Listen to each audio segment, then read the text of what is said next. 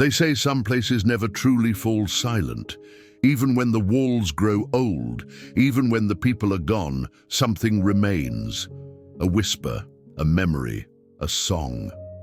In an old hospital on the edge of town, there's a piano that plays itself every night at exactly 7:15. The nurses say it's broken, the patients say it's haunted, but maybe it's something else. Maybe it's a love story that never finished its last note. Tonight, you'll hear the song of forgiveness, of a promise that waited 50 years to be fulfilled, and of a light that refused to fade even when everything else did. This is the light in room 313. They said the hospital's east wing was too quiet, long corridors, pale walls, and the faint smell of time slowly passing. But if you walk past room 313 after dark, you'd hear something unusual, a soft piano melody that didn't belong in a place made for endings. It began every night at exactly 7:15. Always the same song, always the same sadness. The nurses said the piano was broken, but somehow it played. When Eleanor Whitmore arrived, she wasn't afraid. She was 78, a retired music teacher with silver hair and a heart still tuned to melody. She didn't like hospitals. She said they were too quiet, the wrong kind of quiet. But when she heard that music through the thin walls of room 312, she smiled. "That's not a ghost," she told the nurse. "That's someone remembering." That night, she closed her eyes and listened, and with each note, the years began to fall away. She saw a younger version of herself on a summer night in 1968, dancing in a small cafe while a man played just for her. Henry, her husband, her great love.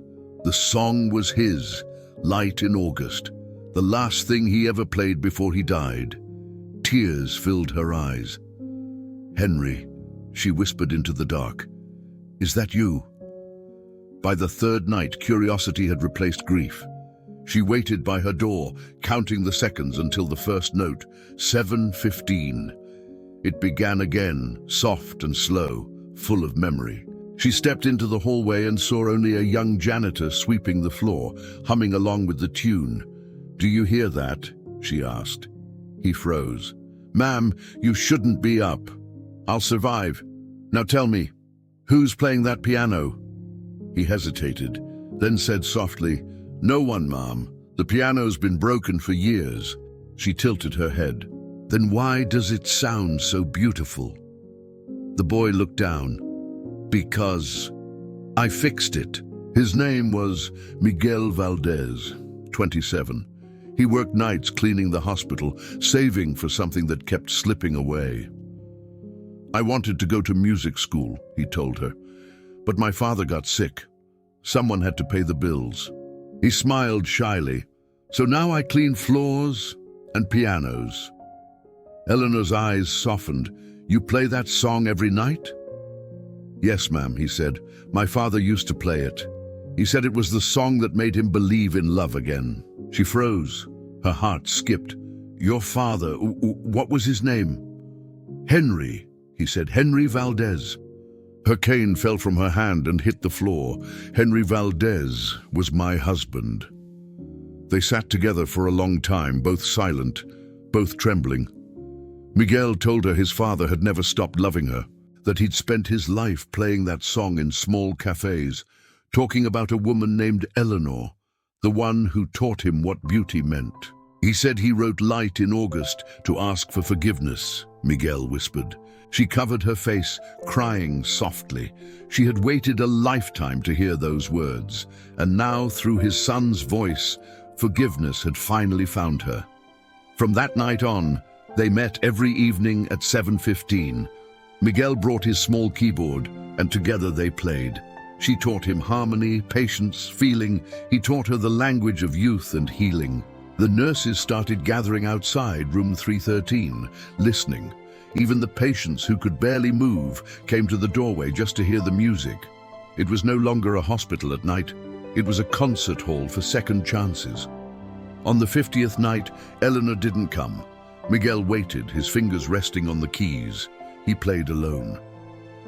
When he finished, a nurse entered, holding a small envelope. "She wanted you to have this," she said softly. Inside was an old pocket watch, a faded photograph of a man and woman on stage, and a note that read, "Dear Miguel, I used to think forgiveness was a song you had to hear, but now I know. It's one you give. Thank you for giving me mine. Tell your father, wherever he is, that I still hear him. And when you play, don't play for the living or the dead. Play for the love that stays in between. You were the light, Miguel. Keep shining." A year later, Miguel graduated from the music conservatory. His tuition had been mysteriously paid by an anonymous donor. On graduation day, he stepped onto the stage, heart pounding, and began to play Light in August. Halfway through, the lights flickered and went out completely. But he didn't stop. In the dark, his hands kept playing, the melody echoing through every corner of the room. When the last note faded, he looked up, tears in his eyes, and whispered, "This one's for room 313. For a moment he thought he saw it. A faint glow in the balcony, a woman in white smiling down at him, her eyes shining with pride.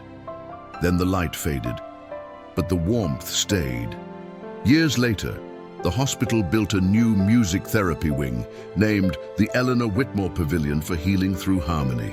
On the wall beside the entrance, a plaque reads, "Dedicated to the woman who taught us that some songs never end, they just change hearts."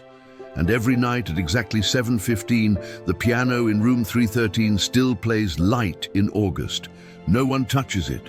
No one knows how, but everyone stops to listen because they all know. It's not a ghost, it's someone remembering. Some loves don't fade, they echo. Some goodbyes aren't endings, they're bridges. And when the world grows quiet, music reminds us that the heart always finds a way to be heard again.